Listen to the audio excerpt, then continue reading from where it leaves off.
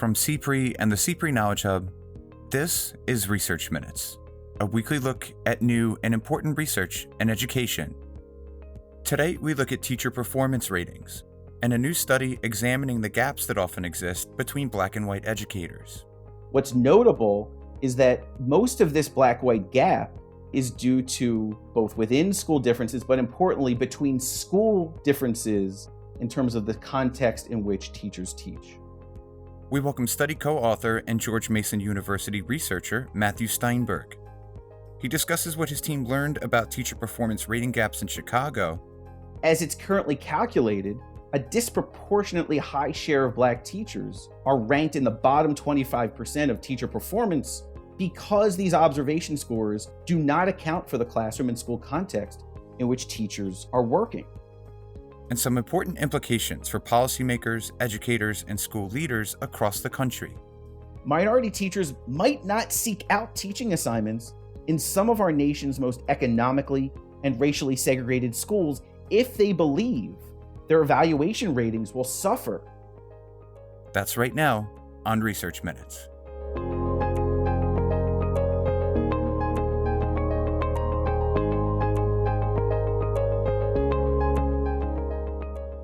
Hello and welcome to Research Minutes. I'm Keith Heumiller, Managing Editor of the CPRE Knowledge Hub. Today, we're happy to be speaking with Matthew Steinberg, Associate Professor of Education Policy in the School of Education and Director of Ed Policy Forward at George Mason University. Thanks so much for joining us, Matthew. Keith, thanks for having me. So today we're discussing your new study, which was co-authored by UNC Chapel Hill's Lauren Sartain, titled "What Explains the Race Gap in Teacher Performance Ratings? Evidence from Chicago Public Schools." It was just published in Educational Evaluation and Policy Analysis, and it takes a unique look at how teachers are evaluated and factors like school and classroom context that can influence performance ratings and contribute to racial disparities. To start, could you tell us what drew you to this work? Were there previous findings or gaps in the literature that led you to investigate race gaps in teacher performance ratings in Chicago? So in prior work that I've done, I've looked at the influence of classroom context, classroom composition on teacher observation scores. This is prior work with Rachel Garrett and was published in 2016 in the same journal, where we, using measures of effective teaching data, we leverage the random assignment of teachers to classes and ask the question, to what extent does the incoming academic achievement of a teacher's students influence that teacher's classroom observation scores? And what we found was that, in fact, teachers who were randomly assigned to classes of students that had lower, on average, incoming achievement received lower observation scores. So based on that work, and coupled with emerging evidence at the time, about 5 or 6 years ago, which showed that there were wide gaps in the observation scores of Black teachers and white teachers in Chicago public schools, I then asked the question with Lauren, to what extent can we explain that gap? What factors might be contributing to that gap? Is it the case that that gap represents real differences in teacher performance? Or, given my prior work, as I just described, could it be the case that given the ways in which teachers are assigned and distributed across schools and classrooms, particularly in urban districts like Chicago, where Black teachers are typically teaching in schools serving students who have lower academic achievement on average and come from economically disadvantaged backgrounds, to what extent could teachers' observation scores and this observed gap in teacher observation scores actually reflect the classroom context in which teachers work rather than teacher performance? So could you give us an overview of your approach to this work? How did you attempt to answer those questions? So we asked 2 questions in this paper. First, do teacher, classroom, and school characteristics explain the observed differences in teacher performance ratings, again, as measured by classroom observation scores? And second, does the teacher evaluator race match influence teacher performance ratings? Now, this second question is informed by prior evidence that shows that, in fact, the race match between students and their teachers affects the academic achievement of students in other non-cognitive outcomes like behavior and motivation and later educational outcomes The second question aimed to extend this line of research by examining whether assignment to a racially similar evaluator shapes the performance ratings of teachers in Chicago. So to answer these research questions, we rely on teacher and student level data from Chicago Public Schools from the 2013-14 and 2014-15 school years. And we restrict our sample to K-5 teachers who teach in self-contained classrooms, right? So those are teachers who teach multiple subjects to the same class of students throughout the same school day. By focusing on teachers in these self-contained classrooms, what we aim to do is we aim to avoid the concern that teacher performance ratings, which will depend on multiple classroom observations of a teacher's instructional performance, may be based on different groups of students. So we want to restrict our analysis to these self-contained classrooms where teachers are teaching the same group of students across multiple classroom observations.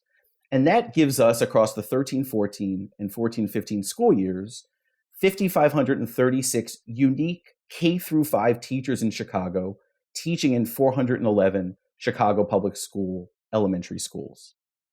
Now, in terms of our methodological approach, what we do first is we ask what factors at the teacher, school, and classroom levels might explain the gap in teacher performance ratings, the black-white gap in teacher performance ratings.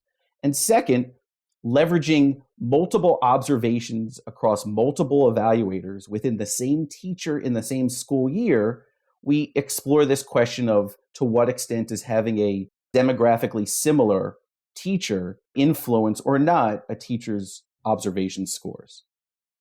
We're going to talk about your findings in just a moment, but before we do, could you tell us about the race gap in teacher performance ratings in the schools you examine? Absolutely. So teacher classroom observation scores in Chicago are based on a subset of items from the Danielson's Framework for Teaching, which is a classroom observation rubric, right, that is used to identify particular instructional practices across multiple domains of practice, and then are used to, again, measure teacher performance based on these classroom observation scores.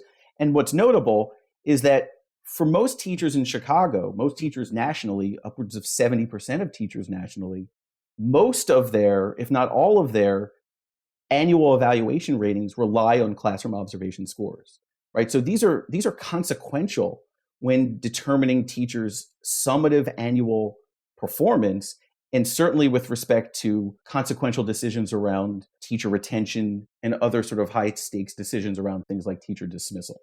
So given that background, we're focusing here on classroom observation scores, and what we find is that on average, there's 2/3 of a standard deviation difference in teacher observation scores between Black teachers and white teachers. Now, what does a 2/3 standard deviation difference in observation scores between Black and white teachers in Chicago on average look like? Or what does it mean? It means that if you line up teachers based on their classroom observation scores, that the typical or average white teacher would be ranked at the 55th percentile, and the typical or average Black teacher in Chicago in our sample of K-5 elementary school teachers would be ranked at the 37th percentile, right? So significant difference in the relative position of Black and white teachers in the teacher performance distribution based on classroom observation scores in Chicago. So what did you learn about that divide? What did and what didn't contribute to the gap in performance ratings between Black and white teachers? So first, we examined what share of the Black-white gap in teacher observation scores were due to differences between schools, and then differences within schools across classrooms. And so what we found is that this divide, this gap in Black-white teacher performance on classroom observation scores, is largely a function of school-level differences. So school-level differences account for 89% of the explained Black-white gap in teacher observation scores, while within school differences, so differences in classrooms that include student poverty, the incoming misconduct of a teacher's students, and the incoming academic achievement of a teacher's students, account for the remaining 11% of the explained Black-white gap. So this means that after accounting for differences in teachers' school and classroom settings, the average observation scores of Black and white teachers do not statistically differ. Further, what's particularly notable is that while teachers with high value-added scores from the prior school year, so teachers that were effective at increasing student achievement based on the prior school year, have higher observation scores. That makes sense. Teachers that are more effective in raising student achievement on average, we would expect receive higher performance ratings based on their instructional practice. Yet, the prior year value-added measure, the prior year value-added score for a teacher, explains none of the race gap in teacher observation scores.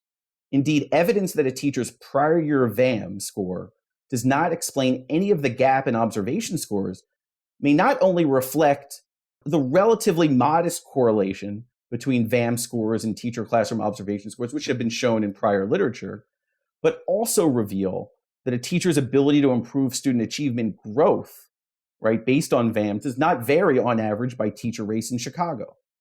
We also show that teachers who teach in schools with better organizational climates, and we measure organizational climate based on a composite index of the University of Chicago's consortium's 5 essential supports, those teachers have higher classroom observation scores. But importantly, this index of schools' organizational climates explain none of the race gap, which suggests that the benefit that teachers receive from teaching in better organizational settings does not vary by teacher race, which is good news, right?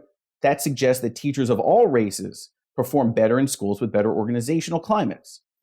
And finally, what we find is when we look at whether or not the teacher evaluator race match influences teachers' observation scores, we find, in fact, that the race of the teacher's evaluator does not influence a teacher's observation scores. And this analysis relies on within-teacher, within-year comparisons, right, of an evaluator of the same race and an evaluator of a different race for the same teacher. So again, while we can explain away the Black-white race gap in teacher classroom observation scores, what's notable is that most of this Black-white gap is due to both within school differences, but importantly, between school differences in terms of the context in which teachers teach. I'm curious what you think the implications of the study might be. What should policymakers, school leaders, teachers, and even families take away from this work, not only in Chicago, but potentially across the country? It's a really important question, Keith, because again, the focus of this work, in our view, and Lauren Sartain's view and my view, is to inform policy on a very important question, right? If it's the case that we're making high stakes decisions about teachers in terms of dismissal and retention based on classroom observation scores that in fact reflect in part the context in which teachers teach and not a teacher's individual performance, then we really run the risk of misattributing teacher performance and in fact misidentifying teachers for dismissal. And so what we suggest in this paper, and in fact we've come to learn that the Chicago Public Schools is working with the Chicago Teachers Union to better understand the implications of these findings and potentially revise the evaluation system in Chicago, which is great news. And what we advise folks in Chicago and other districts is that if observation scores were adjusted for classroom and school context, what we find in Chicago is that the teacher performance distribution would reflect the racial distribution of elementary school teachers in Chicago. Yet, as it's currently calculated, a disproportionately high share of Black teachers are ranked in the bottom quartile, the bottom 25% of teacher performance, because these observation scores currently, as they're constructed and employed in high-stakes teacher evaluation systems, do not account for the classroom and school context in which teachers are working. So our results indicate that policymakers and school leaders should be accounting for the school and classroom settings in which teachers are located to more equitably and fairly evaluate and rate teacher performance. In terms of the takeaways of this work for school administrators and educators themselves, the results from this work indicate that not only should policymakers and school leaders account for these contextual features of the school settings in which teachers teach, in which in places like Chicago and other districts, teachers by race are likely differentially and disproportionately distributed across schools serving students from different backgrounds. But the existence of a race gap in teacher ratings not only may lead, as I mentioned, to a misleading and inaccurate ranking of teacher performance by teacher race, but this inaccurate ranking may also have real implications for the diversity of the teacher workforce under newly implemented teacher evaluation systems. Indeed, when classroom observation scores don't account for the school and classroom settings in which teachers teach, we find that a disproportionate share of Black teachers will be ranked in the lowest quartile of the teacher performance distribution, and they may be disproportionately subject for remediation dismissal relative to their white peers. Now, we also think that there are implications more broadly for districts nationally, right? So we think across districts in the United States, and certainly in urban school districts, we know that there is a widening demographic and racial gap between teachers and their students. Yet at the same time, prior evidence indicates that minority students realize both short and long-term benefits to their educational experiences when they're exposed to minority teachers. Yet evidence from this paper indicates that racial disproportionality in teacher ratings and the potential labor market consequences for minority teachers should be of particular concern to students and their families. Why? Because policymakers and school leaders should be encouraging the type of teacher sorting and the distribution of teachers across schools that increases the opportunities for minority students to be exposed to minority teachers. But the evidence from our paper indicates that the sorting of minority teachers to classrooms with minority students may be penalized by an evaluation system that does not account for differences in the characteristics of a teacher's students. And further, minority teachers might not seek out teaching assignments in some of our nation's most economically and racially segregated schools if they believe their evaluation ratings will suffer from teaching in schools and classes with students who are disproportionately economically and academically disadvantaged. So if we want to encourage the benefits that prior evidence has shown that minority students benefit from being taught by minority teachers, but at the same time, minority teachers may be penalized for teaching in schools that serve more economically disadvantaged kids, that may dissuade teachers from sorting into those classroom settings. And that's not what we want to promote. So we want our work to inform the redesign in certain ways of teacher evaluation systems, which, like value-added measures, which control for classroom and school settings using student test scores, we believe in the same way, if we were to make these very simple and straightforward adjustments to teacher observation scores for the classroom context and the school context in which teachers teach, we could more equitably rate teacher performance. And my final question, are there opportunities here for future research, either for your team or others who are interested in this area? Now, it's a great question. I think that there is ample opportunity. I think, it's important to know to what extent a Black-white race gap in teacher observation scores exists in other district settings. And there's new and emerging evidence that there is a Black-white gap in teacher ratings. But to what extent does it exist in, across the country? What's the magnitude of it? Is it as big as we find in Chicago? Is it bigger? Is it smaller? And more to the point with respect to policy response, to what extent are evaluation systems across districts and states nationally updating and revising their evaluation systems to more equitably and fairly rate teachers, given the evidence that we show in this paper? So again, I think there's more work that could be done to continue to measure the magnitude of this gap and promote efforts, policy-specific efforts for district and state leaders to amend evaluation systems that A, recognize the existence of this gap, and B, adjust evaluation systems so that the classroom context in which teachers teach and teach differently do not enter into the calculation of a teacher's final evaluation rating, which is consequential for a teacher's career. Well, this is just incredible work, as always, Matthew, and we encourage our listeners to go read the full article. Again, it's titled, "What Explains the Race Gap in Teacher Performance Ratings? Evidence from Chicago Public Schools," and it was just published in the journal Educational Evaluation and Policy Analysis. Matthew Steinberg, thanks so much for joining us today. Keith, thanks for having me. Thanks for listening to this week's Research Minutes, presented by the CPRE Knowledge Hub.